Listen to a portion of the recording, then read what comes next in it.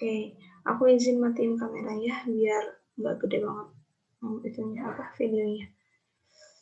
Oke, nah semoga nggak error.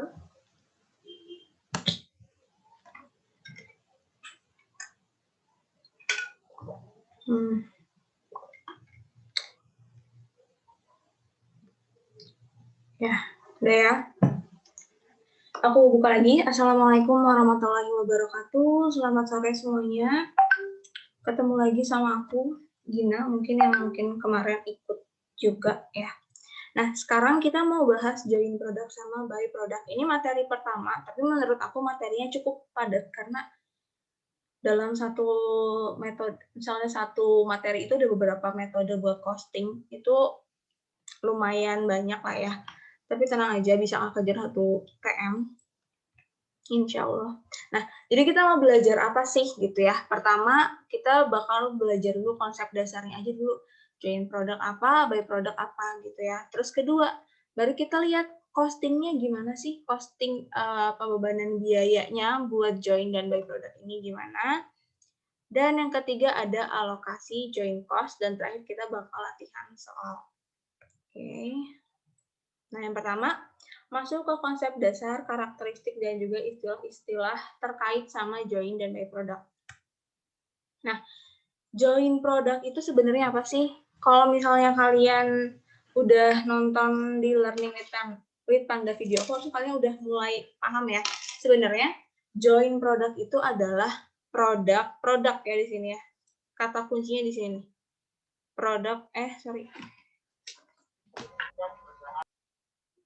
Ini produk-produk berarti join produk itu produknya lebih dari satu. Ada beberapa produk yang dihasilkan dari satu atau beberapa proses yang sama. Prosesnya itu bisa 1, bisa 2, 3, 4 itu terserah. Tapi harus menghasilkan satu proses itu dia harus menghasilkan lebih dari satu produk gitu loh. Jadi kayak ini tuh proses gabungan lah gitulah. Intinya join proses itu adalah proses gabungan. Nih, proses yang sama ini dibilang join proses gitu ya. Join proses. Jadi, intinya join produk itu produknya banyak. Dihasilin dari satu proses yang sama, satu atau lebih proses yang sama. Gitu. Jadi proses ini tuh nggak ngehasilin meja aja, tapi ada meja misalnya, terus ada kursi, itu dalam satu proses yang sama ya. Kursi, ada lemari, itu dari satu proses. Nah, itu adalah join produknya. Gitu. Bisa aja cuma ada satu proses yang bisa menghasilkan beberapa jenis produk. Gitu. Misalnya ini nih 3 produk ini dihasilin dari proses pemotongan misalnya, prosesnya pemotongan namanya dia ngehasilin meja, kursi, lemari. Nah, ini tuh join prosesnya, ini join produknya. Gitu. Contoh yang paling common, paling sering dibahas itu adalah pengolahan minyak bumi. Dari minyak bumi mentah nanti menghasilkan bensin, minyak tanah, solar, aspal. Nah, produk-produk ini disebut join product. Pengolahan minyak buminya, prosesnya ini, pengolahannya disebut join proses. Gitu. Itu secara singkatnya kayak gitu. Next. Nah, join product ini kebagi atas 2. Ada yang namanya main, ada yang buy. Namanya main, dia pasti produk utama. Cirinya apa? Produk utama itu nilainya relatif besar. Dan misalnya dia menghasilkan ada 4 produk utama dan di sini itu buy produknya itu adalah produk sampingannya. Nah, misalnya ada 4 produk utama, biasanya kalian nggak usah mengeneralisir, tapi biasanya nilainya itu nggak beda jauh. Dia relatif sama, seringnya dia itu nilainya sama. Misalnya produk ada A, B, C, sama D. Produk A dijual dengan harga 120, B 130, C 110, D 10. Ini kelihatan nih, ini buy produk sampingan, nilainya relatif rendah. Yang lain ini mirip-mirip nilainya nih. Ini masuk ke main product. Gitu ya. Nah, tapi teman-teman, kalau di buku biasanya itu disebutinnya tuh yang disebut nanti join product itu adalah main produknya. Jadi join product itu berpisah sama by product. Coba ntar kalian boleh, itu gimana dosen juga ya. Jadi dosen kalian nyampeinnya seperti apa sih? Gitu. Kalau misalnya dosen kalian bilang main product itu sama dengan join product, berarti pengelompokannya itu ada join product dan by product ya. Bukannya join product dari main product dan by product, tapi ada join product. Ini produk utamanya itu adalah join product, sisanya adalah by product gitu. Itu ada dosen yang berpendapat seperti itu gitu loh. Tapi kalau aku ya ada main, ada by. Itu dua-duanya adalah join product gitu ya. Oke, ini aku lupa. By product itu dia bukan scrap, bukan ingat nggak sih scrap apa? Scrap itu bahan sisa, bahan nggak kepake, ya kan? Kayak misal kita gunting baju ke salah gunting, si kainnya disebut scrap gitu kan. Nah kalau by product ini dia itu emang udah mengalami pengolahan juga, tapi bukan tujuan utama dari perusahaan itu. Perusahaan misalnya tadi kalau nanti di minyak bumi ini, nih si aspal ini biasanya disebut by product. Ntar dia nilainya lebih kecil sendiri gitu nanti ya. Oke. Istilah-istilah lain yang bakal kita temui di sini ada apa aja nih? Pertama, kita bakal kenal namanya split of point. Ingat nggak ada split share? Ya kan? Share split. Itu kan berarti kita memecah si share, ya kan? Misal dipecah jadi 2, nilainya dibagi 2 gitu. Nah, ini split off tuh sama. Misal di sini tadi kayu mengalami pengolahan, terus kepecah deh. Udah gitu pas udah diolah, oh kita udah bisa bedain mana produk yang jadi meja, mana yang jadi kursi, mana yang jadi lemari. Nah, titik setelah si join proses ini, di sini, dia kan mau kepisah ini, disebut split of point. Gitu. Titik di mana produk-produk itu dapat terpisahkan. Produk-produk yang dihasilkan dari proses yang sama. Proses apa? Pengolahannya, pengolahan kayu, pemotongannya misalnya. Dapat terpisahkan. Itu disebut sama split of point. Nah, bisa jadi nih, misalnya setelah dipotong, dia itu udah nggak perlu proses tambahan. Bisa langsung dijual. Bisa jadi juga ada proses lanjutannya. Nah, kalau ada proses lanjutan, dia bakal dijual bukan di split of point, bukan sekarang, tapi nanti ada proses lanjutan lagi. Nanti dia bakal dijual di ultimate point. Ultimate point ini poin di mana titik di mana barang-barang itu udah matang buat dijual gitu loh. Udah mengalami proses lanjutan tadi, misalnya diapain sih? Dirakit gitu. Terus habis dirakit nanti dicat, terus di finishingnya diapain lah, misal disemprot-semprot atau diapain gitu. Nah, setelah ini baru dia dijual. Nah, berarti dia dijual di di ultimate point. Gitu, karena dia ada proses lanjutannya. Semisal nih, misalnya ya, ini aku contohnya aja, contoh kasarnya ya. Meja ini dia nggak perlu dirakit lagi. Udah cukup, meja bisa dijual di split of point. Terus kursi dan lemari masih perlu dirakit, dicat, dan di finishing. Gitu, dia udah harus melalui proses itu. Dia berarti si meja ini dijual di SOP, sedangkan kursi dan lemari mengalami proses lanjutan sehingga dijual di ultimate point gitu. Gitu. Sampai sini ada yang mau ditanyain?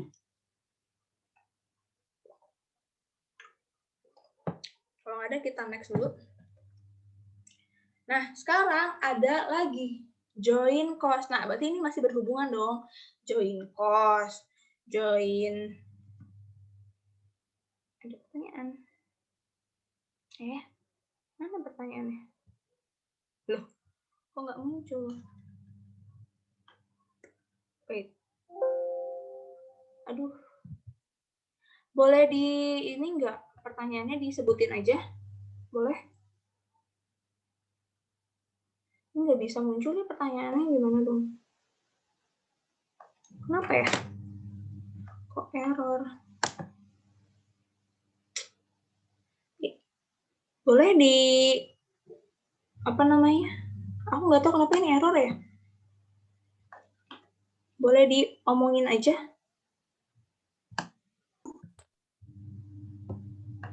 Sorry ya, aku nggak tahu ini kenapa error, nggak bisa buka chatnya. Kita mau lanjut dulu aja ya, kalau misalnya nanya nanti. Oke. Nih, join cost ini tadi masih berhubungan sama join product, join proses, dan lain-lain ya. Nah, join cost ini berarti cost yang ada di join proses dalam menghasilkan join product gitu.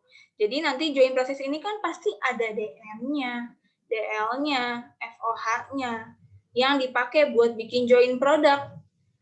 Di join proses tadi, DM, DL, FOH-nya disebut join cost. Gitu. Sampai ke titik SOP aja. Setelah itu, tadi misal ini pemotongan sampai perakitan deh ya. Jangan sampai pemotongan. Masa meja nggak dirakit? Perakitan misalnya udah ada meja, terus kursi tadi, lemari nih. Ini kan udah split of point di sini kan, udah split of point nih di sini. Nah, habis itu si meja ini dijual. Kursi sama lemari ini dia, aduh, ish, astaga kenapa ya, apapun.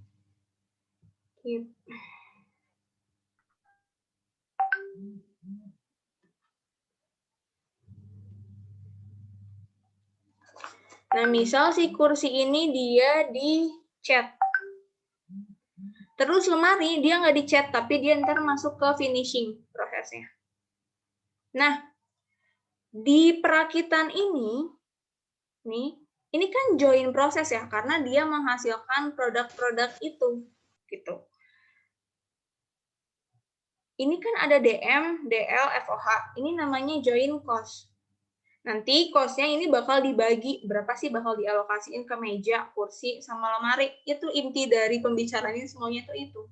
Kita mau mengalokasikan DM, DL, FOH yang dipakai di perakitan, gimana caranya kita alokasiin ke join produknya. Gitu. Nah, untuk kursi, dia butuh DM, DL, FOH tambahan untuk pengecatan. Dan lemari butuh DM, DL, FOH tambahan untuk finishing. Nah, yang tambahan-tambahan ini, setelah split of point, dia ini kena cost-nya bukan lagi join cost, tapi separable cost. Cost yang terpisah dari join cost-nya gitu. Dia udah dipisahin karena udah terpisah mana meja, mana kursi, mana lemari. Cuma kursi yang butuh cat nih. Ya udah, cost-nya ditanggung kursi dong. Cuma lemari yang butuh finishing. Ya udah, cost-nya ditanggungnya sama lemari. Gitu, itu separable cost. Oke, berarti dia selama pemrosesan lanjutan setelah split of point. Oke. Sampai sini ada yang mau ditanyain? Kalau ditanyain langsung open mic aja ya teman-teman. Ini lagi error, nggak ngerti deh aku. Dah, kalau belum ada. Nih, ini contoh dari minyak bumi yang tadi. Ini aku tandain ya. Yang misalnya udah diketahui di soal. Harus biasanya diketahui di soal ya untuk main produk yang mana, by produk yang mana. Gitu. Ya, ada yang mau tanyain? Halo. Kalau nggak ada kita lanjut. Main produk yang birunya agak tua, yang by product yang birunya muda.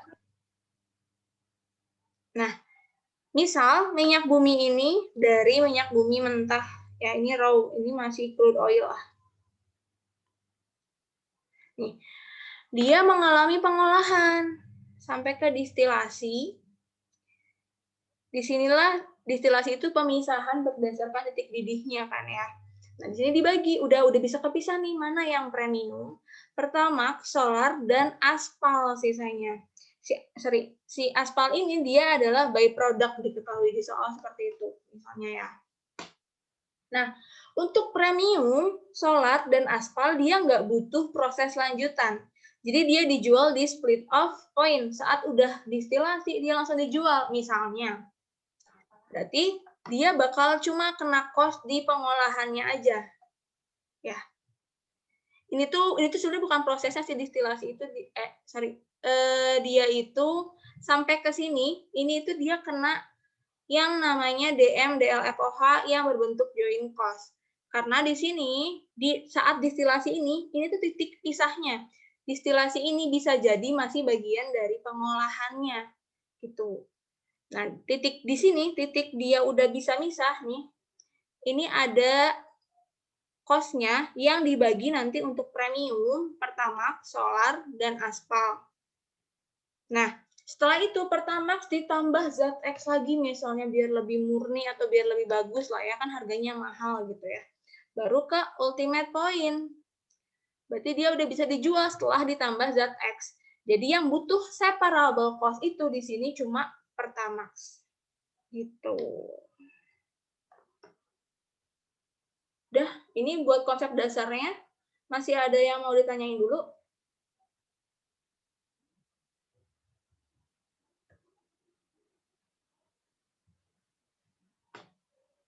Kalau nggak ada, kita lanjut lagi. Costing atas by product. Nah, jadi ada dua metode. Kenapa sih ada costing atas by product ini? Karena by product ini dia itu kan tadi produk sampingnya ya, nilainya kecil. Nah, kita bingung nih. Dia ini mau dikasih alokasi joint cost atau enggak? Terus nilai jualnya mau dikemanain gitu.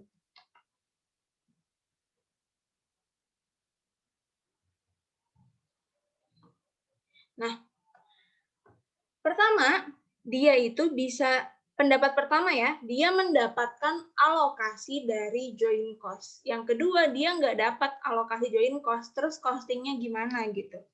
Nah, kita bahas yang kedua dulu. Kalau dia nggak dapat alokasi joint cost, ini punya metode dua nih, ada gross method dan net method.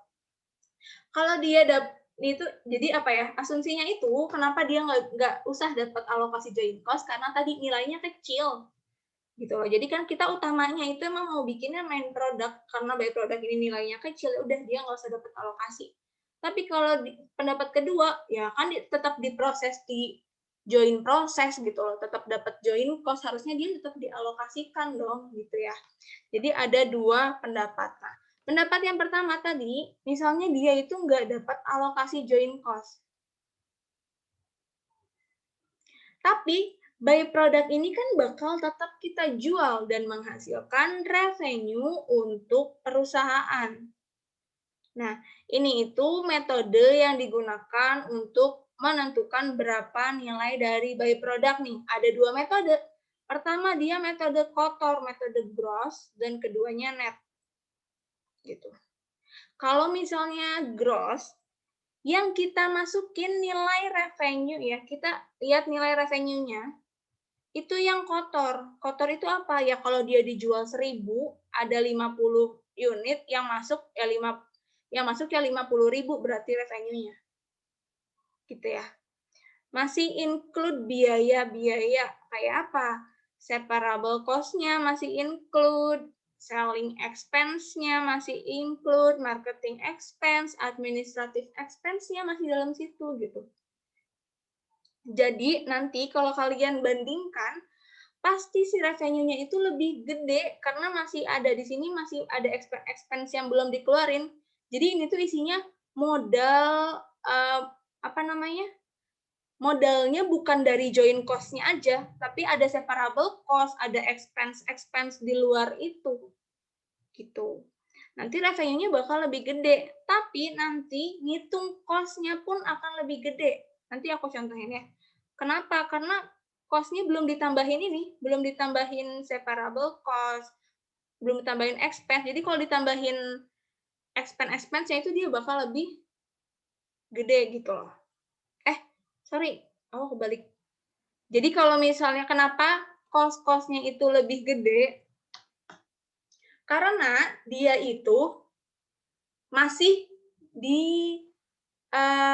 dihitung di totalnya. Jadi kalau misalnya yang gross ini, dia itu kan masih belum dikurangi expense. Nah, makanya dia itu masih bakal lebih gede. Karena perhitungan utama kita adalah untuk main produknya. Gitu. Jadi si expense ini walaupun expense-nya punyanya by product, masih kita hitung untuk punyanya by product, kita hitung untuk main product gitu loh. Jadi nanti cost-nya itu dia bakal lebih gede juga. Jadi kan bakal sama-sama aja ya, revenue gede, cost-nya gede, nanti kita kurangi itu sebenarnya nilainya kalau secara net itu bakal sama aja. Gitu. Kalau net method, revenue-nya pasti lebih kecil karena dia udah bersih dari apa aja? Bersih dari selling expense, ini expense sih. Selling expense, terus separable cost-nya udah nggak ada, udah berupa pure join cost-nya gitu. Nah, keduanya itu bakal disajiin sebagai apa? Pertama, jadi other income. Kedua, jadi penambah sales revenue. Ketiga, pengurang COGS dari main product. Dan yang terakhir, pengurang total production dari main product. Nah, ini aku contohnya aku ambil dari Yasin Edu, karena mungkin teman-teman biar udah lihat contohnya, takutnya belum ngerti ya. Jadi aku ambil dari sini. Nah, misal di sini ada gross revenue, jadi dia ngejual nih, ada 1000 unit. Ini kita nggak tahu ya, dapat dari mana nih. Pokoknya misalnya ini ada 10 unit dikali enggak lah, nggak 10 unit. Misalnya ada 1000 unit by product juga, tapi harganya cuma 1000. Oke? Ini jadi harganya 1 juta. Biaya setelah split of point, berarti apa tuh? Separable cost. Separable cost-nya 100.000. Marketing expense 60.000, administratifnya 40.000. Kalau kita pakainya gross method, berarti yang kita masukin adalah gross revenue-nya. Karena di sini totalnya kita itu sebenarnya intinya mau ngitung income-nya totalnya berapa sih gitu ya. Cuma yang dimasukin di sini awalnya itu cuma punyanya main product gitu. Nah, sekarang kita lihat gross revenue itu 1 juta. 1 juta nih. Ini 50 juta, 1 jutanya kita sajikan sebagai other income. Nih, other income 1 juta. Nah, tadi aku bilang kenapa expense-nya bakal lebih gede nih. Jadi nanti di sini itu 13 juta ini sebenarnya nggak semuanya dimanfaatkan sama main product. Tapi 60.000 biaya pemasaran plus 40.000 marketing administrative expense ini punyanya si by product. Sebenarnya buat si main-nya itu cuma 12.900.000. 100.000-nya itu punyanya by product. Gitu. Kalau kita pakai gross method, yang kita catat adalah semuanya gross. Baik itu revenue-nya, terus marketing expense-nya itu gross, masih kotor gitu ya. Jadi di sini tuh udah include by product-nya. Ini juga nih, ada separable cost. Separable cost itu kalau di laporan keuangannya dia masuk ke total production cost ini. Oke. Nih, 30 juta. Sebenarnya 30 juta ini, dari 30 juta ini, 100.000-nya itu buat bikin by product. Gitu. Jadi punyanya si main product itu cuma 29.900.000. Gitu ya. 100.000-nya itu punya by product. Kalau kita pakai gross method, ingat semuanya kita tulis totalnya aja. Kotor kita tulisnya gitu ya. Nah, karena yang pertama itu disajikan sebagai other income nih, berarti di laporan keuangannya tulisnya ini. Other income-nya revenue from sales of by product 1 juta. Jurnalnya gimana? cash pada revenue from sales of byproduct aja. Sampai sini ada pertanyaan?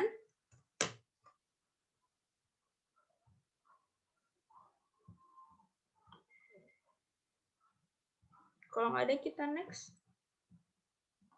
Nah, sekarang kalau misalnya secara netnya kayak gimana? Kalau net, kita lihat sales tadi 1 juta, by product ya ini ya. Marketing expense, administrative expense, separable cost. Jadi berapa tuh? 60 plus 40 plus 100. Jadi total cost tambahannya itu 200.000. Total cost dan expense tambahannya ya. Sebenarnya net revenue-nya itu 800.000 di luar cost lainnya. Di luar cost lainnya itu ada 800.000 berarti 1 juta dikurangi 60, dikurangi 40, dikurangi 100. Gitu. Nah, kalau kita pakainya SINET method, berarti kita masukin revenue from sales of byproduct-nya berapa? 800.000. Tapi total production cost-nya kita pakai cuma 29.900.000. Sehingga nanti ngitung ke COGS-nya adalah 26.900.000. Ini beda ya. Ini kan COGS-nya 27 juta nih. Karena di sini kotor. Total production cost-nya udah include by product juga. Kalau net, kita ngitungnya hanya untuk main produknya aja deh berapa. Total production cost-nya berarti 29.900.000. Gitu. Berarti COGAS-nya tambahin 32.900 kurangi ending inventory-nya 6 juta, jadi 26.900.000. Sehingga gross profit-nya sales dikurangi COGS 26.900 jadi 23.100. Marketing and administrative expense juga sama, kita kurangi 100.000, kurangi 60.000 dan 40.000. Jadi 13 juta tadi, nih, jadi 12.900.000. Oke. Nah, berarti operating income kita 10.200.000. Tapi kita tambahin other income yang nilainya udah net dari semua beban. 800.000 other income-nya. Berarti income before tax-nya berapa? 10,2 ditambah 800, 11 juta. Nanti untuk jurnalnya, cash pada revenue from sales of byproduct-nya 800.000. Gitu. Sampai sini ada yang masih bingung? Kenapa ya? Aku nggak bisa buka chat ya.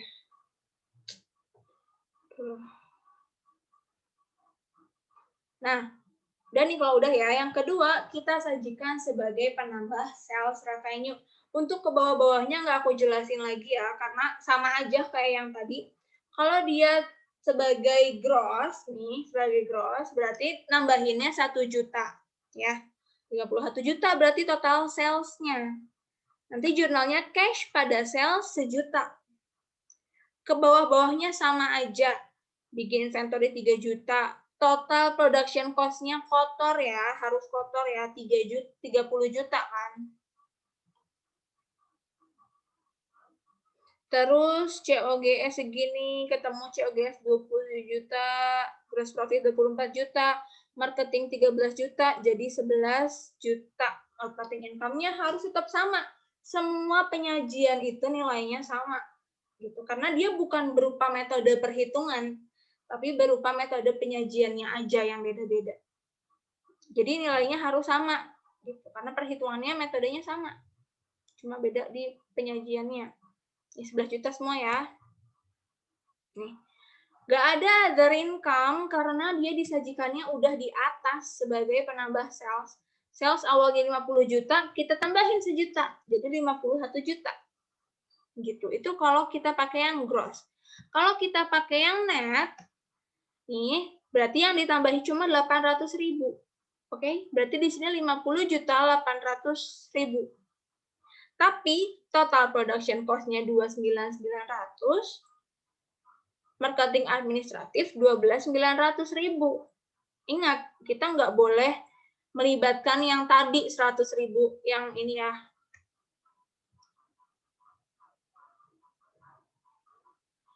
Nih, 100.000. 100.000 di separable cost ini kita kurangi dari total production cost-nya. Jadi 29.900. Terus untuk marketing administratif kita kurangi 100.000 juga. Jadi 12.900.000. Income before tax-nya 11 juta juga sama. Oke. Itu sorry ini bukan other income, ini ini ada salah. Maaf ya. Sama kok. Astagfirullah. Nah, ini ya. Nih, sama ya. Operating income ketemu 11 juta. Ini jurnalnya kurang nih. Jurnal ini kemana sih? Nih, jurnalnya cash pada sales karena dia penambah sales ya. Sales normalnya kredit, jangan lupa. Cash pada sales 800.000. Oke. Lanjut. Kalau dia disajikan sebagai pengurang COGS, dia itu diakui sebagai revenue from sales of byproduct. Oke. Tapi dia disajikan sebagai pengurangnya COGS. Nah, berarti nanti COGS-nya kan tadi di normalnya itu 27 juta tadi itu. Dikurangi sama revenue ini. Nih. Dia bakal di jurnal sebagai revenue from sales of byproduct, tapi nanti penyajiannya dia nggak bakal jadi other income .2 revenue from sales, enggak. Tapi dia pengurang COGS. COGS-nya terus ditambah di sini less revenue from sales of byproduct 1 juta. Dikurangi ini. Jadi 26 juta. Gitu ya. Ketemu operating income 11 juta juga. Kalau net sama aja ya pokoknya ini, tapi nilainya 800.000. Ini nilai 800.000. Yang bedanya tadi total production cost dan marketing administratifnya sudah net dari byproduct gitu.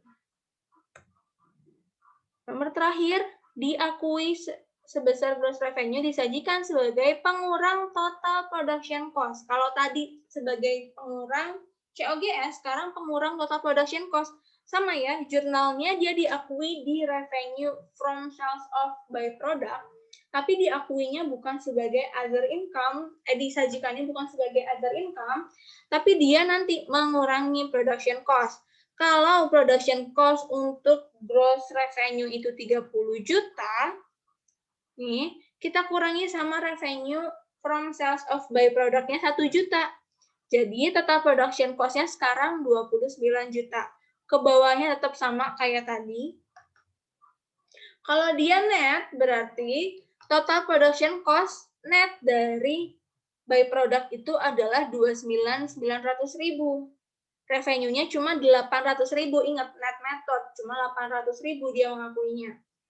Berarti net production cost-nya 29.100.000.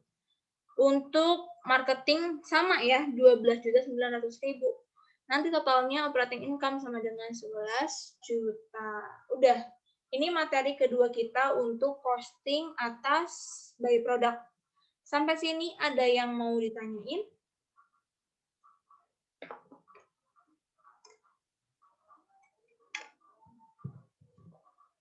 Ini kalian nanya,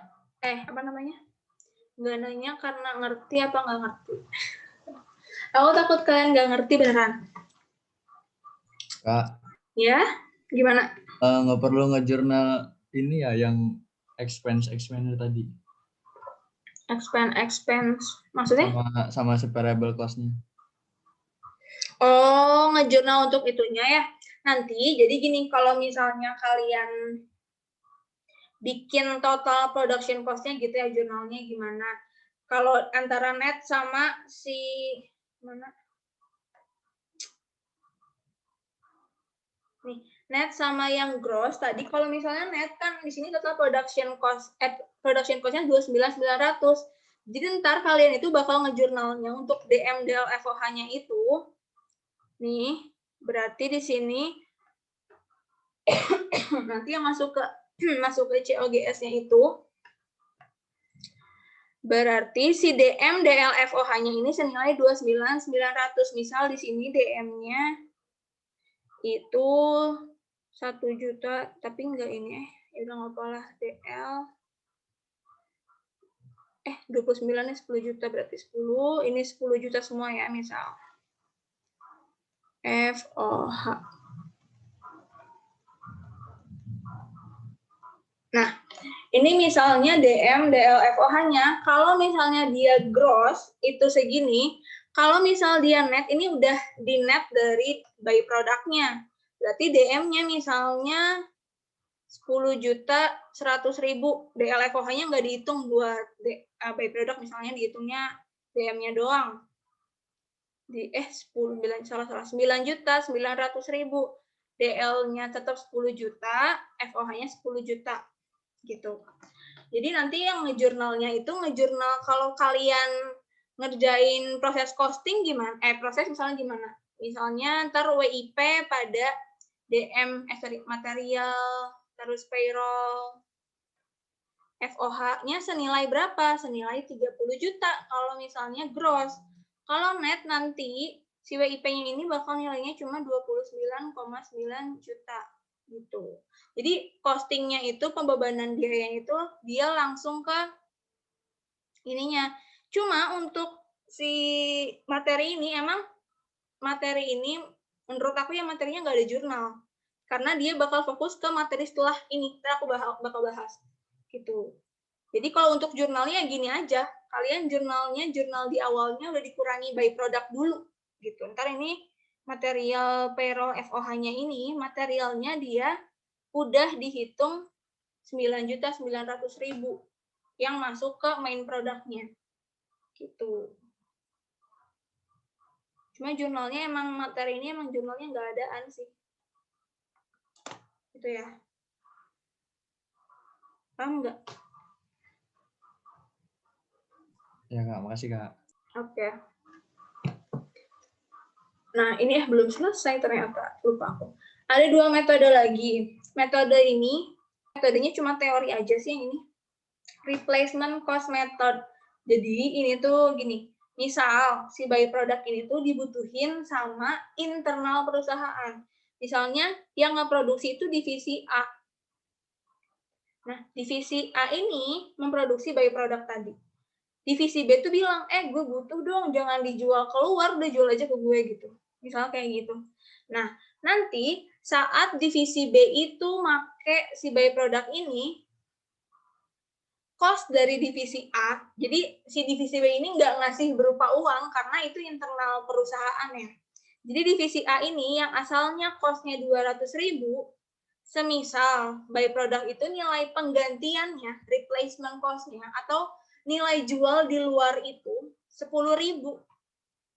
Berarti cost dari divisi A itu nggak 200.000 sekarang, tapi 190.000. Karena 10.000-nya itu dipakai buat ngeproduksi by product yang dipakai sama divisi lain gitu loh. Jadi cost-nya itu dia nggak, total cost dari divisi A itu nggak serta-merta semuanya kita sajikan, tapi kita kurangi. Karena 10.000-nya kan nggak kita pakai, orang kita pakai buat produksi by product-nya dipakai divisi B, gitu loh. Jadi A itu mengakui cost-nya itu 190.000 doang, karena 10.000-nya itu dialokasikan sebagai nilai dari by product yang nantinya dipakai sama divisi B.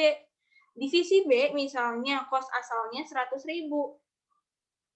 tapi dapat operan dari sini 10.000, masuk dari sini. Berarti divisi B ini punya cost 110.000. Gitu. Itu replacement cost method. Ini jarang ada soalnya ya. Paling sering itu adalah market value method. Metode favorit kayaknya. Nanti bisa juga ada market value lagi. Nah, kalau market value method ini dari mana kita lihat market value-nya? Jadi, kita itu bakal melihat Oh sorry, aku lupa jelasin. Ini tuh adalah metode kedua. Kalau tadi kan tidak mendapat alokasi join cost, sekarang mendapat alokasi join cost. Kalau tadi yang pertama ini, alokasi join cost-nya senilai replacement cost method. Gitu. Ini alokasi join cost-nya untuk by product 10.000 dioper ke ke divisi B. Nah, kalau misalnya yang ini market value method, dia kenapa dibilang metodenya pakai market value? Karena di sini yang kita lihat itu pertama kali adalah berapa sih selling price-nya. Selling price berdasarkan marketnya berapa, nilai pasarnya berapa. Gitu ya. Nilai by product ini nantinya bakal menjadi pengurang total production cost. Gitu. Pengurang total production cost-nya. Oke. Nilainya yang menjadi nilai itu tuh sebesar apa? Sebesar estimasi nilai dia saat split off point. Kenapa kayak gitu? Karena by product ini tadi ya, dia itu mungkin mungkin ada separable cost, terus ada marketing expense, terus ada administrative expense, dan dia tuh dijual juga perlu yang namanya operating profit gitu. Jadi nanti di sini udah ada lagi operating profitnya harus kita keluarin dulu. Gitu. Jadi dia disebut market value method atau reversal. Namanya reversal method. Itu kenapa? Karena kita balik. Jadi kan kalau biasanya kita itu kalau mau ngitung, biasanya nih kalau kita mau ngitung itu kan dari awal berapa sih DM plus DL plus FOH ini jadi total cost kita kan. Ini cost-nya berapa untuk membentuk satu unit by product. Itu normalnya. Kenapa di sini disebut reversal? Karena pertama kali kita lihat itu dari harga jualnya dulu. Kita balik. Kita lihatnya, kita lihatnya berapa harga jualnya, berapa keuntungan kita, kira-kira namanya estimasi, masih perkiraan. Keuntungan kita berapa, terus kita lihat lagi, oh sebelumnya ada apa sih? Sebelumnya ada separable cost. Sebelumnya ada selling and administrative expense dulu. Mau jual itu dapat kena beban dulu gitu kan. Sebelum itu adalah apa lagi? Sebelumnya ada juga separable cost. Baru ketemu, oh ternyata nilai dari by product sampai di split of point itu berapa. Itu makanya dia disebut reversal method. Dia balik dari nilai jual, dia ngebalik ke nilai berapa nilai produksinya nih. Gitu, kita balik kejadiannya. Gitu ya. Nih.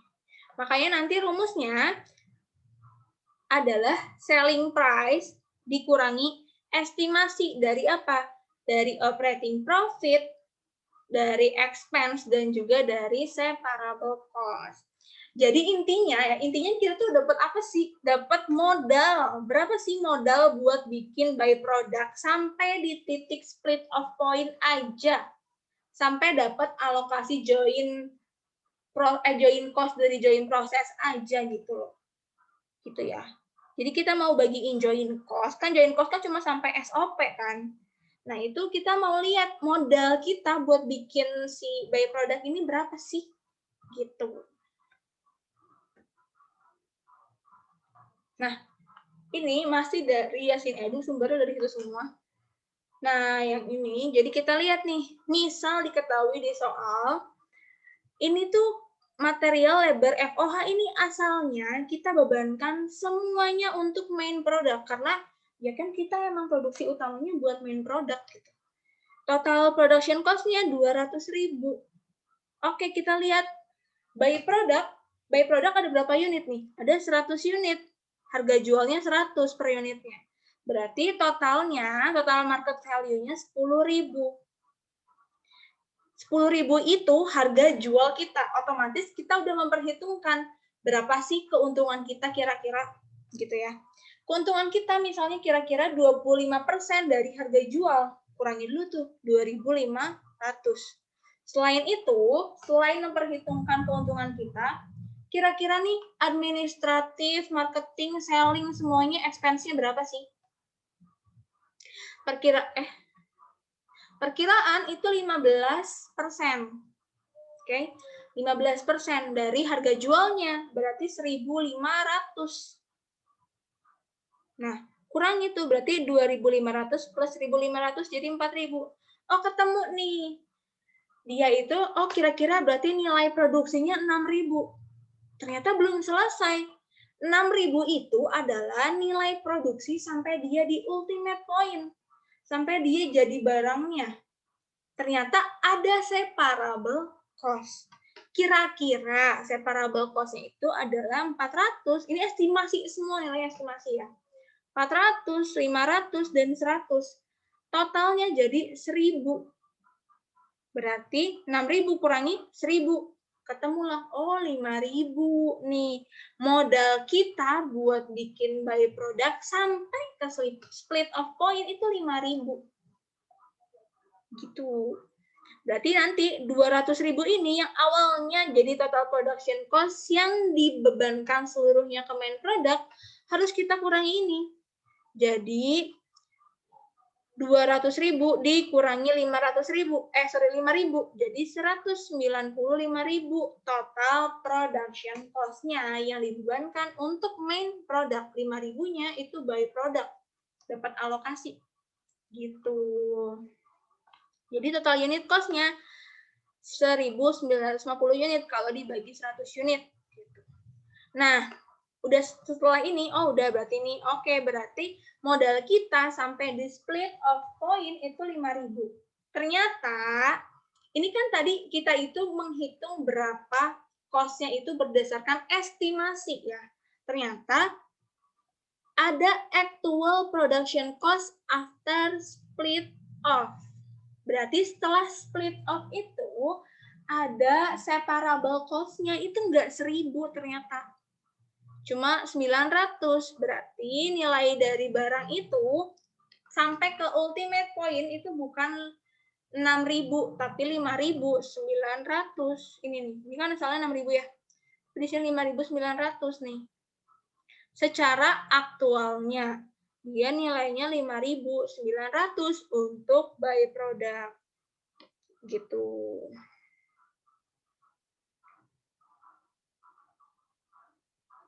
Ada yang mau ditanyain dulu?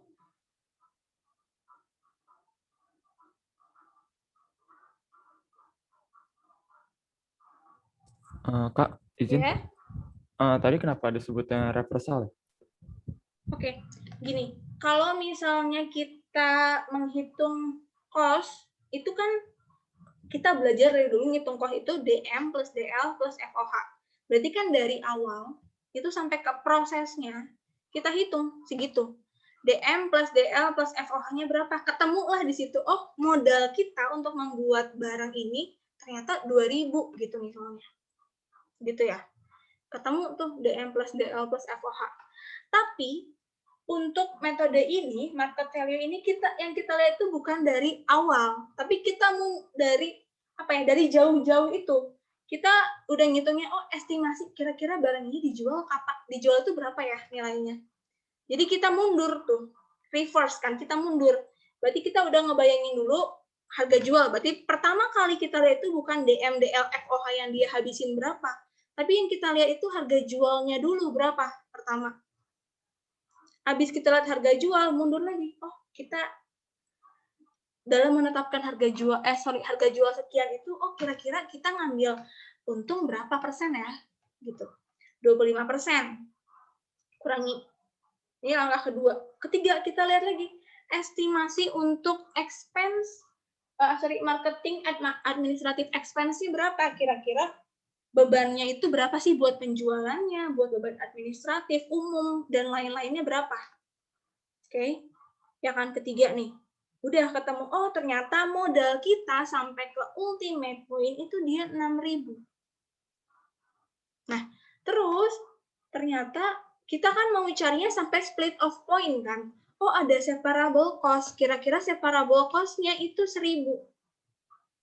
4. Baru deh ketemu nilainya 5.000, itu sampai ke split off point-nya. Jadi kita mundur tuh dari penjualan, terus kita mundurin, dikurangi keuntungannya, mundurin lagi setelah mengurangi beban-bebannya, mundurin lagi, kurangi dari biaya setelah split off point-nya, baru ketemu gitu. Nggak kita cari dari awal. Kalau dari awal kan kita tinggal jumlahin aja, DM berapa, DL berapa, FOH berapa, ya kan? Itu dari awal kalau kita ngitung cost. Ini tuh dia itu kita ngitungnya dari akhir menuju ke awal gitu loh.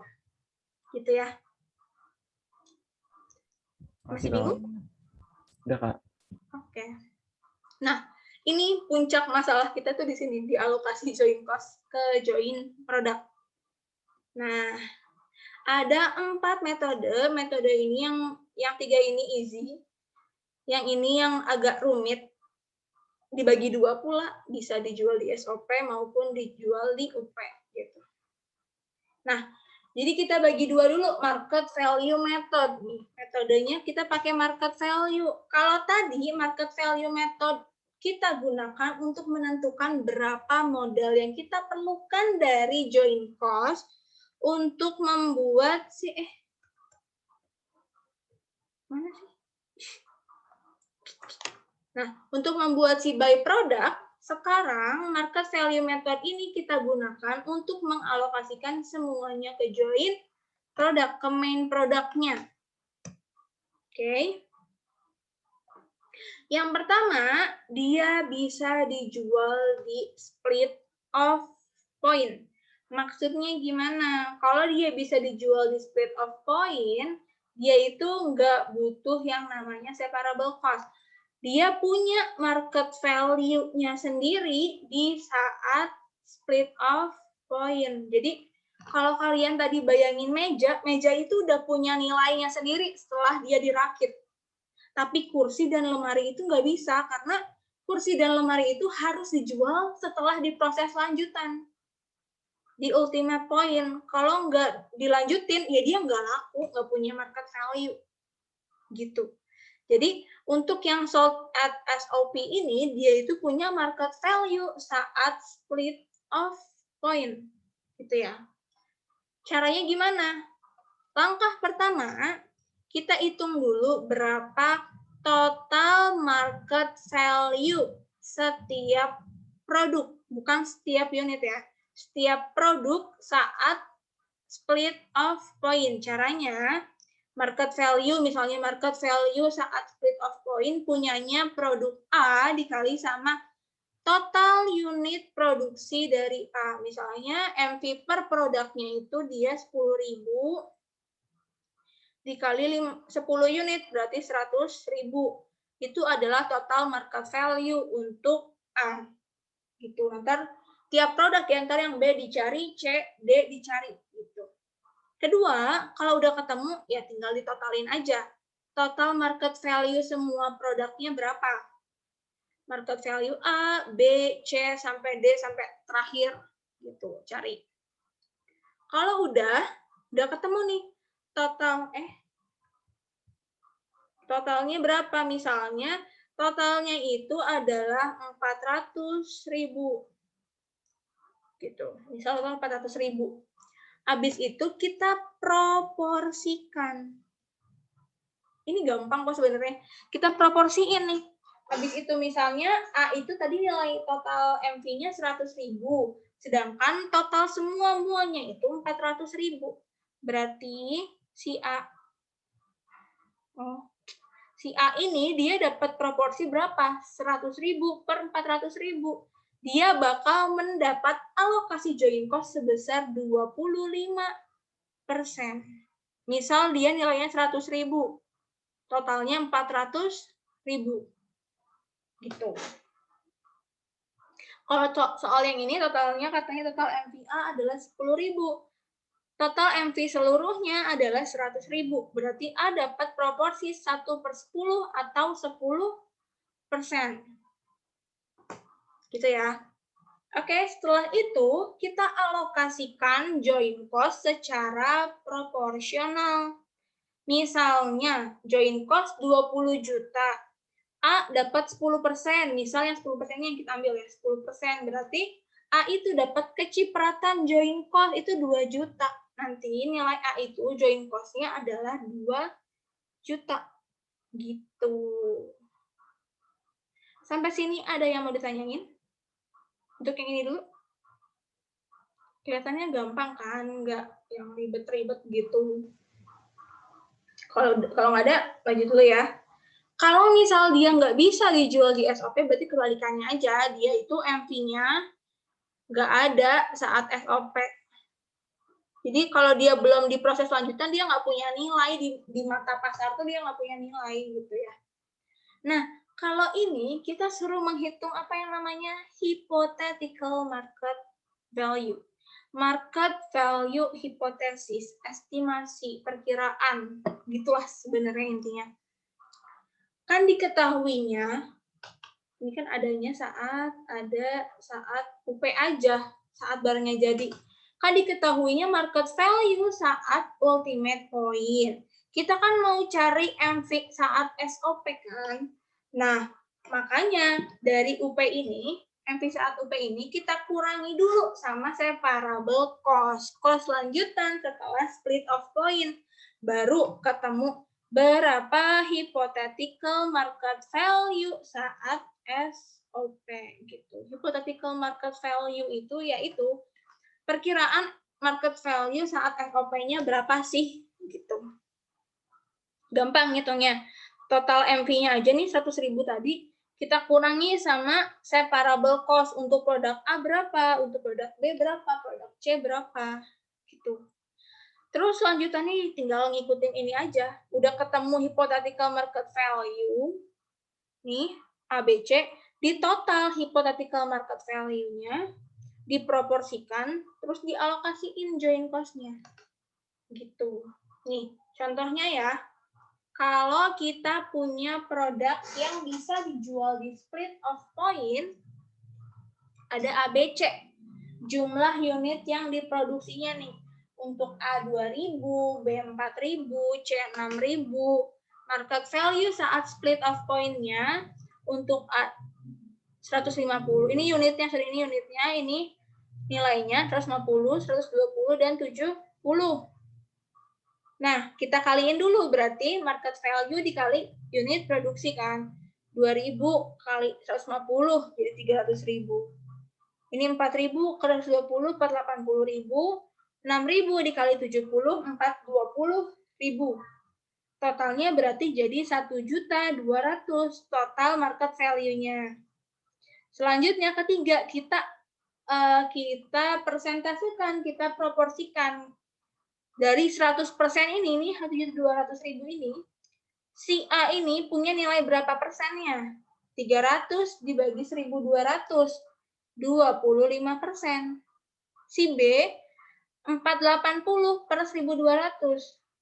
Jadi 40%. Ini 420 dibagi 20 jadi 35%. Gitu. Tinggal kita alokasikan nih, ketemu nih katanya di soal itu dia itu 240.000. 25%-nya berarti 60.000. Terus 40%-nya berarti 96.000. 35% 84.000. Jadi dia itu dialokasikan berdasarkan market value tiap produk per total market value-nya. Gitu ya. Jadi dia dapat alokasi 25% dari total alokasi join cost. 240.000 dapat 60.000-nya, yang ini dapat 96.000-nya, dan yang C ini dia 35% dapat 84.000. 35% dikali 240.000. Udah ketemu alokasi join cost, berarti cost per unitnya kita bagi sama total unit produksi. Jadi untuk A30, untuk B24, untuk C-nya 14. Sampai sini ada yang mau ditanyain?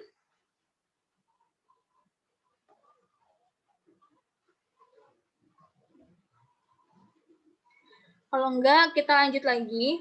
Nah, tadi udah ketemu, oh cost-nya sekian. Terus kita lihat, kita suruh dicari berapa gross profit-nya. Dengan diketahui data, kalau ada jumlah unit itu tadi 2.000 kan, totalnya 2.000. Ada yang mau nanya? Ini 2.000, ini 4.000, ini 6.000. Sebentar aku ambil headset dulu ya, hujan.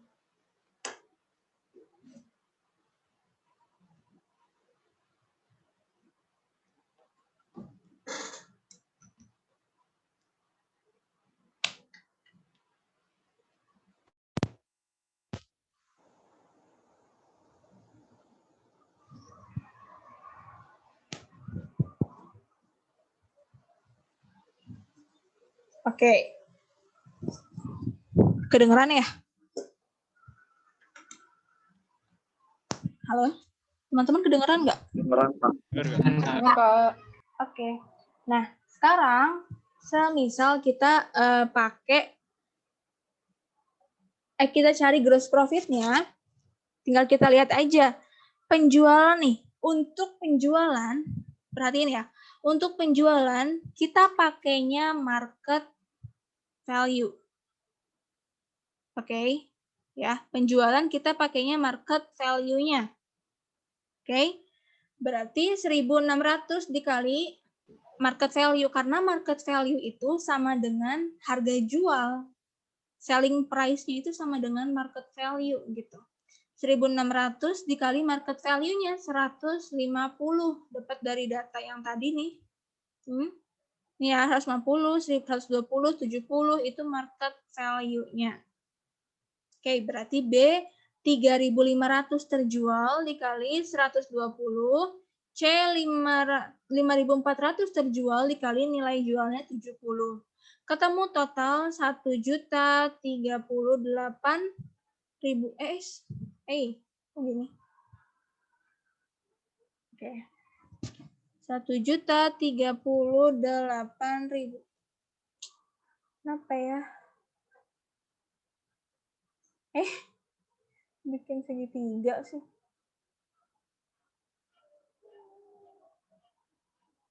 Oke. 1.038.000. Terus untuk COGS-nya, ingat COGS itu apa? COGS adalah cost of goods sold. Berarti biaya yang diperlukan untuk membuat produk yang terjual. Oke, jadi nilai yang kita masukin itu bukan market value, tapi cost per unitnya. Biaya yang kita butuhin buat produksinya. Berapa modalnya? Itu COGS ya. Jadi kalau untuk sales, jadi kalau misalnya sales itu yang dikalikan adalah market value, harga jualnya, untuk COGS yang kita kalikan itu unit cost-nya nantinya ya. Nah, sekarang COGS itu berarti berapa? Ingat COGS urutannya apa sih? Bikin inventory ditambah COGM dikurangi ending inventory. Gitu ya. Nah, ini dia nggak punya bikin inventory nih, di datanya nggak ada. Oke, nggak ada ya. Berarti tinggal COGM, cost of good manufactured, berapa biaya yang diperlukan untuk memproduksi barangnya. Berarti total production cost-nya. Production cost-nya totalnya itu berapa? Senilai ini, senilai alokasi join cost. Ya kan? Ini kan harga market value-nya 300.000. Alokasi join cost-nya itu cuma dapat 60.000. Berarti modal kita nih sampai ke split of point itu cuma 60.000. Gitu ya. Nih, 60.000, 96.000, 84.000. Gitu. Terus kita lihat lagi endingnya itu berapa? Endingnya kita lihat dari sini 400 dikali cost per unit. Alokasi join cost per unitnya berapa? 30, 24, dan 14. Nih. 30, 24, 14, ketemu 48.000 dari 60.000 dikurangi 12.000. Ini COGS-nya. Gross profit-nya berarti tinggal kita kurangi. Sales dikurangi COGS, ketemu berapa? 192, 336, 302, 830, 400. Gitu. Sampai sini ada yang mau ditanyain dulu?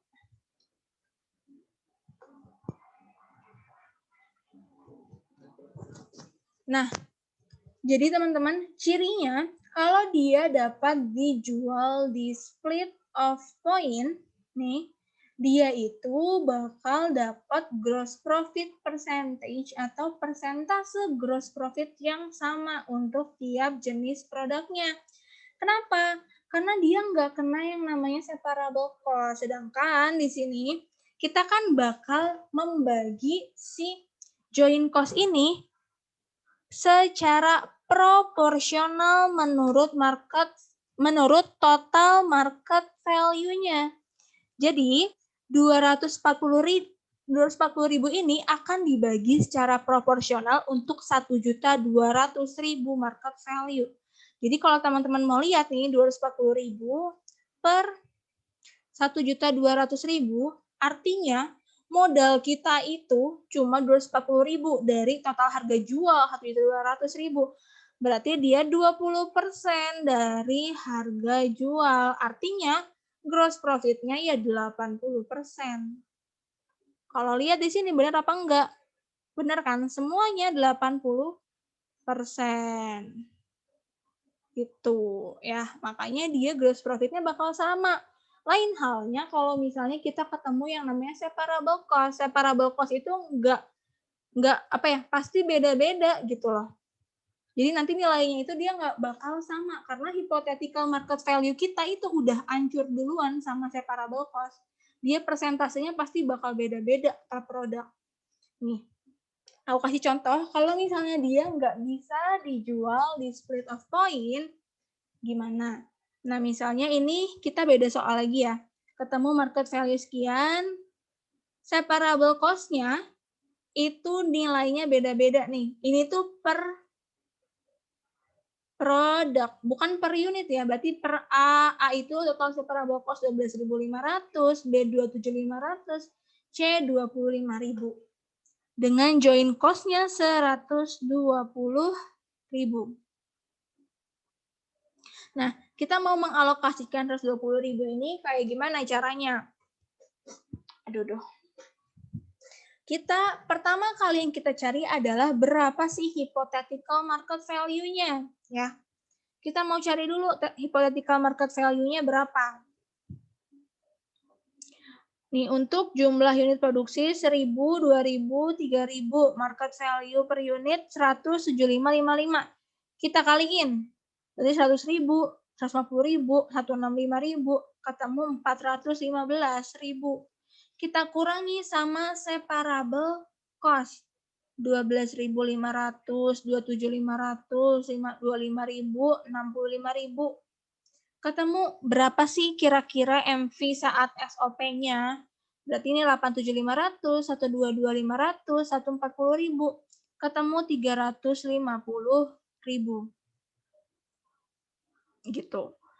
Terus persentasenya ini berapa? Nah, tinggal kayak tadi aja. Dari hypothetical market value ini, 8.7.500 itu berapa persennya 350.000 sih gitu ya. Caranya sama aja kayak gitu. Ini 25%, 35%, 40%. Lanjut tinggal kita kali sama total joint cost-nya yang mau dialokasikan berapa? 120.000, tinggal kali persentase. Oke, ini ketemu 120.000. Nah, kalau kita lihat nih ya, kalau misalnya berdasarkan soal tadi kan berarti nanti modal kita itu berarti 120.000 per totalnya 415.000 nih. Gini ya, 415.000. Berarti ntar kira-kira berapa sih, berarti berapa persennya sih modal kita itu gitu loh. Nah, ini nggak akan bisa seperti itu karena again dia itu udah kehalang sama separable cost yang persentasenya beda-beda. Misalnya yang A ini 12.500, itu berapa persennya 100.000 sih? Ini kan 12,5%-nya total market value. Ini 27.500 bagi 150.000, bukan 12,5%-nya. Gitu. Jadi dia itu enggak, bentar ya, aku hitung dulu coba. 27,5 dibagi 150. Tuh, dia itu 18,3%-nya market value. Jadi ntar gross profit-nya itu nggak akan bisa sama gitu loh. Jadi karena ada separable cost ini yang nilainya beda-beda persentasenya. Secara persentase dia beda-beda gitu ya. Jadi nggak akan bisa sama nilainya. Ya. Atau misalnya kita bagi sama ini nih. Terus 20.000 kita bagi, kan kita ngitungnya berdasarkan hypothetical market value. 350.000. Nih, ya. Ini nggak bakal bisa sama gross profit-nya nih, sama berapa persen ini. Misalnya ini kalau dibikin persentase, itu 120 dibagi 34,28%. Ini nggak bakal bisa sama, karena again, kita bakal menghitung gross profit itu berdasarkan modal kita. Modal kita include separable cost yang persentasenya beda-beda semua. Gitu. Jadi nggak akan bisa sama gross profit-nya nih. Nah, misal kita udah sampai sini tadi ya, terakhir total cost-nya berarti berapa? 30.000 join cost ditambah 12.500 dari processing cost. Processing cost separable cost berarti 42.500, ini 69.500. Terakhir 73.000, kita bagi total unit produksi jadi 42,5, 34,75 dan 24,33. Nah, sekarang misal kita cobain ya. Nih, ini udah kelihatan hasilnya ini beda-beda nih. Ya, di sini udah beda-beda hasilnya karena tadi ada separable cost. Sales per unit ini unit yang terjualnya 800, 1750, 2700, 5250, endingnya sekian. Berarti yang terjual again dikalinya sama apa? Sama market value. Oke, market value-nya berapa? 175 dan 55. Dikali total unit ketemu 359.750. Nah, untuk COGS-nya yang kita pakai itu adalah cost total, biaya modal total kita. Berarti join cost tadi ditambahin sama separable cost. Total cost-nya 42.500, 69.500, dan 73.000. Nih. Terus kita kurangi sama ending inventory kita. Ending inventory kita ada 200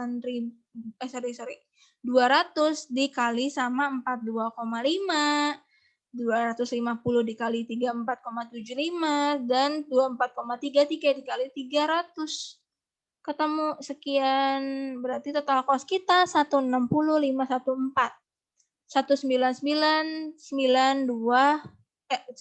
199.237 itu gross profit kita. Gross profit per produknya untuk A dapat 57,5%, B 53,67%, dan C 55,76%. Tuh beda-beda kan untuk gross profitnya, walaupun masih dalam range yang hampir-hampir sama, tapi nilainya beda-beda gitu loh. Secara spesifiknya dia beda-beda gitu. Ada yang mau ditanyain dulu? Kalau enggak ini aku skip dulu ya, karena sebenarnya ini enggak masuk materi sih. Cuma ini emang ada di Yasin Edu. Soalnya masih ada lagi yang mau kita bahas ya. Jadi kalau sempat kita balik lagi ke sini. Nah, ini metode lainnya. Ketiga ini hampir mirip dan jauh lebih mudah.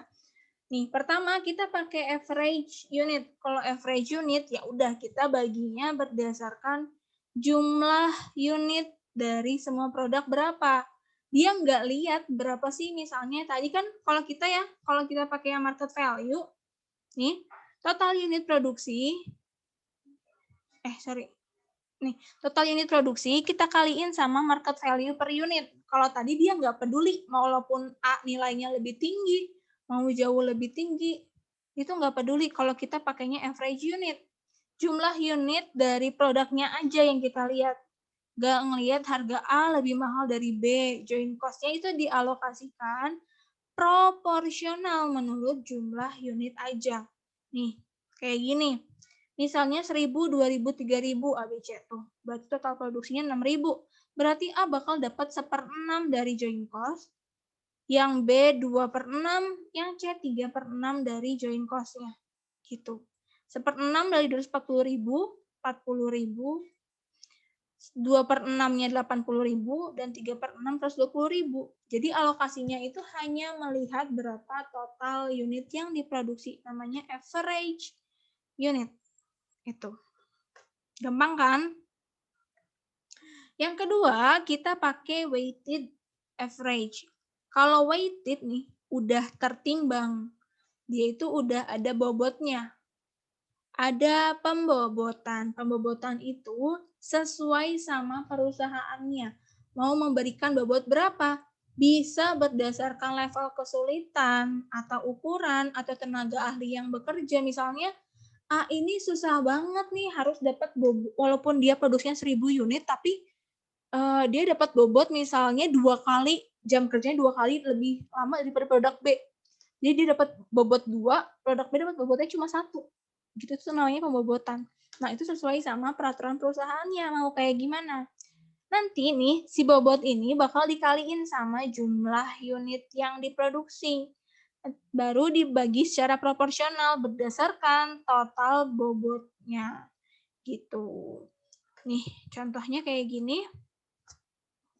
Ada bobot untuk A2, B1,5, dan C1. Nah, ini adalah datanya aja. Ya, perusahaan maunya kayak gini gitu bobotnya. Berarti walaupun produknya 1000, A itu weighted unitnya itu 2000. Yang B 2000 kali 1,5 jadi 3000, yang C 3000 kali 1 jadi 3000.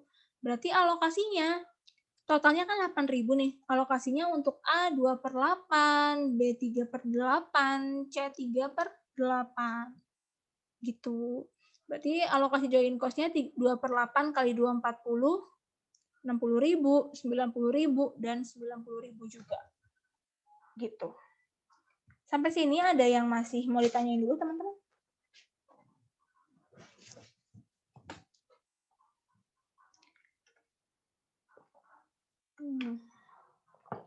Lanjut. Nah, sekarang kuantitatif. Nah, kalau kuantitatif itu sebenarnya mirip aja sama average unit. Tapi kalau average unit kan kita lihatnya berdasarkan unitnya. Kalau kuantitatif itu berdasarkan acuan kuantitasnya apa sih? Mau berdasarkan kilogram, meter, gram, liter, terserah. Misal produk A itu bikin 1000 unit dalam 2 kilogram. Berarti total secara kuantitatifnya itu adalah 2000 kilogram. Kalau basis yang diinginkan perusahaan itu adalah kilogram. Produk B misalnya 2000, satunya itu 3 kilogram. Berarti totalnya 6000 kilogram. Nanti sama aja, tinggal ditotalin, alokasikan secara proporsional. Itu quantitative method. Nih, sorry. Quantitative method berarti gitu kan. Ini 240.000, ini jumlah kilogram yang diproduksi. Oke, berarti ini 1/6, 2/6, 3/6. Bedanya ini bukan unitnya ya, tapi beratnya. Gitu. Alokasinya tinggal 1/6-nya, 2/6-nya, 3/6-nya dari 240.000. Sampai sini ada yang mau ditanyain? Halo? Ada yang mau nanya tadi? Ada yang nyalain mau nanya nggak? Di sini kita latihan RPS dulu satu soal. Nih, jadi ini itu adalah cara untuk setting gross profit-nya. Kalau misalnya tadi mau dibikin sama nih, kita lihat dulu aja dari total, ini ultimate market value, itu total market value saat barang jadi ya, 415.000. Nah, sedangkan total cost-nya itu berapa nih? Total cost adalah 120.000 untuk join cost, Dan untuk separable cost-nya ini 65.000 nih, di total tuh 65.000. Berarti total cost kita 185.000. Disetting dulu sama kita. Jadi gross profit-nya itu 230.000. Berarti tentukan dulu, berarti nanti 55,42 dapat dari mana? 230 per 415.000. 55,42. Nah, baru kita lihat lagi. Tinggal dikurangi dulu, sales dikurangi gross profit-nya, ketemu total cost-nya. Berarti kalau mau disetting gross profit sekian, COGS-nya harus sekian. Gitu loh. Itu kita setting dulu COGS-nya, kita setting dari sini. Berapa? Sekian gitu loh, harus. Kalau misalnya kita mau setting 55,42%, berarti total cost-nya harus A sekian, B sekian, C sekian. Nah, untuk A ini, dia kan harus 44578 cost-nya. Sedangkan separable cost ini udah nggak bisa diotak-atik nih. Separable cost-nya udah 12.500. Berarti kita harus mengalokasikan join cost-nya yang kita otak-atik. Dari tadi kalau misalnya kita pakai cara yang tadi itu alokasinya itu dia 30.000. Nah, ini biar cuma dapat 55,42% gross profit-nya. Berarti kita harus mengalokasikan join cost-nya itu 32.000. Yang B 39.000, yang C 48.000. Itu biar gross profit-nya yang sama semua. Gitu. Ini kopi ya. Nah, gitu ya. Tapi itu jarang dibahas sih. Ini kita lanjut ke soal ini dulu ya. Soal RPS, satu soal aja. Karena satu soal juga lumayan, dia minta 2 metode nih. Oke, bentar aku share-nya ganti dulu ke Excel. Kamu mau nanya yang aku udah bisa buka chat nih. Kalau misalnya teman-teman aku bisa buka chat kalau misalnya ada yang mau chat, boleh nanya via chat.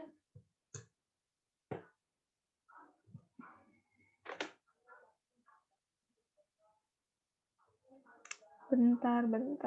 Aku tadi mau cari apa sih Excel ya? Mau new share. Aduh. Kenapa ya Zoom aku bermasalah kah? Kok kayak gini? Kan deh. Oke, ada yang mau nanya dulu nggak teman-teman? Sok nanya dulu aja ya. Aku lagi mau nge-set ini mau new share buat Excel. Tapi lemot.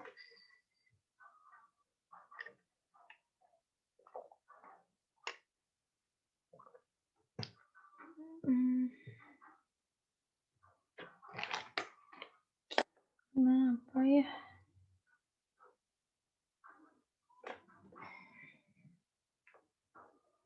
Ada yang mau nanya lewat chat boleh ya? Udah bisa dibuka kok chatnya.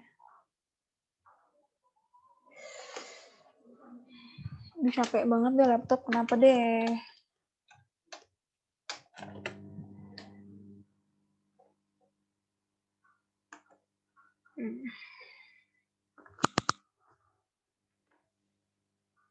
Oke, ini aku mau new share. Astagfirullahaladzim, ayo dong.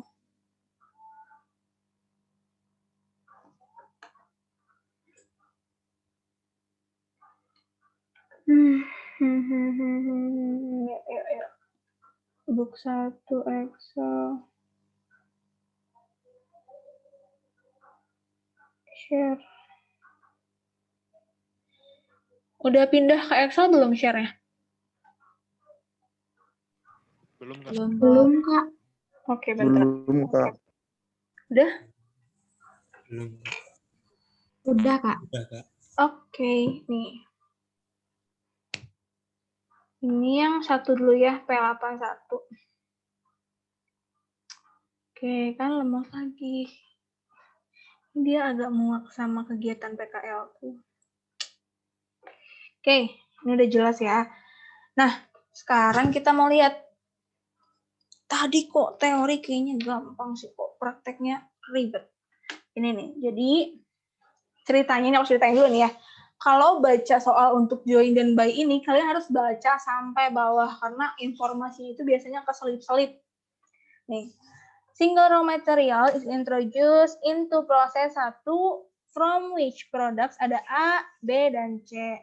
A in considered to be a byproduct and sold immediately after split off. Jadi setelah split off, si A ini berlaku sebagai byproduct, dia itu langsung terjual gitu aja, gitu ya. Terus produk B dan C are processed further, berarti dia ada separable cost di proses 2 dan 3. Nah, ini biayanya berapa? Proses 1 590.000, proses 2 580.000, proses 3 720.000. Nah, bisa kita lihat di sini. Proses 1 ini adalah join prosesnya. Dia memproduksi A, B, dan C, sedangkan proses 2 dia cuma memproduksi B, berarti proses 2 ini adalah total production cost-nya ini, gimana ya? Production cost di proses 2 ini, dia itu dialokasikan untuk B semua, karena nggak dipakai buat produksi yang lain. A sama C nggak kena produksi di proses 2. Kalau proses 3, punyanya C doang, berarti yang dapat alokasi cuma yang C. Semuanya dialokasikan ke yang C. Gitu. Lanjut. Nih, the average price per unit sold itu sekian nih, yang A 15 per kilonya, yang B itu 130 per kilo, dan yang C 120. Nah, kelihatan ya, yang A ini nilainya jauh banget tuh 15. Berarti dia emang by product tadi disebutin di awal. Nah, there were no inventories of intermediate products B and C at the beginning or end of February, and there was no waste or spoilage of any of the process. Jadi ini di prosesnya ini dia udah nggak ada yang cacat, terus nggak ada big inventory juga gitu. The byproduct isn't accounted for separately. Dia nggak dihitung secara terpisah. Tapi revenue-nya nanti ini dia bakal di-treat as a deduction from joint cost. Jadi dia bakal mengurangi joint cost-nya. Jadi 590.000 ini yang merupakan joint cost ini bakal langsung dikurangi sama hasil penjualan dari produk A. Oke. Nah, berarti 590.000 penjualan produk A ini tadi nilainya berapa? 15 kilo per unit. 15 per kilo. 15 kita kaliin sama total unitnya. Unitnya 4.000 tuh. Berarti ada 60.000 revenue-nya. Berarti proses 1 yang asalnya joint cost-nya ini 590.000 ini kita kurangi sama 60.000. Berarti alokasinya untuk main produk itu adalah 530.000 gitu. Nah, pertama itu kita diminta, aku nggak ngopi ya. Pertama itu dia diminta untuk cari berapa sih nilai finished good inventories if the average unit cost method of joint cost allocation is used. Berarti kita pakai metode apa? Metodenya average unit. Nah, berarti kita lihat aja gampang lah ya kalau kita pakai average unit, itu berarti kita lihat di proses 1 itu menghasilkan 10.000 yang B, 10.000 yang C. Yang A udah nggak dihitung karena A ini sudah mengurangi joint cost-nya dengan harga jual dia gitu loh. Jadi dia udah nggak dihitung lagi. Berarti B 10.000, C 10.000, totalnya 20.000. Ya. Total 20.000, berarti yang A dapat alokasi sebesar 10.000 per 20.000 secara proporsional. Ingat, nggak dibagi 24.000 karena A udah nggak ada nih, udah di close nih, A udah dijual, udah sold. Berarti tinggal yang B sama C. Berarti secara proporsional si A ini dapat alokasi 20.000. 20.000, 10.000 per 20.000 atau 50% bagi yang B ini apa sih aku ngomong belibet deh. 10.000 per 20.000. Berarti jadi 50%. Yang C juga sama. Dia kan 10.000 diproduksinya. Totalnya 20.000, jadi dapatnya juga 50%. Ada yang nanya bentar. Kak, buku charter yang dipakai nggak ini? Aku nggak tahu ya, kalau aku lihat dari RPS, bentar aku lihat RPS deh. Gimana deh RPS? Karya. Kalau dari RPS yang kemarin sih, pakai yang ini edisi berapa sih aku pakai ya? Aku pakai yang ada itunya kok, yang bahasa Inggris, yang ada ininya, itu mulai dari bab 8 ya. Aku nggak tahu deh, emang beda ya? Coba kamu buka problem 15.1 di situ. Sama nggak soalnya?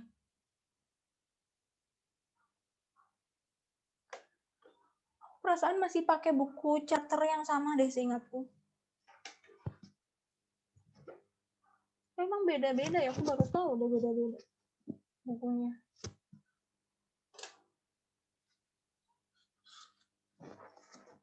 Nanti lah ya aku cari charterku, nanti aku kabarin lagi. Soalnya aku pakai yang ini. Soalnya kalau di RPS juga charternya itu dia mintanya P81, berarti di bab 8 dia itu. Gitu. Sama nggak coba P15 satunya soalnya kayak gini nggak? Kalau mulai dari bab 15 ya. Ini dulu ya. Dapat alokasi masing-masing itu dia 50%.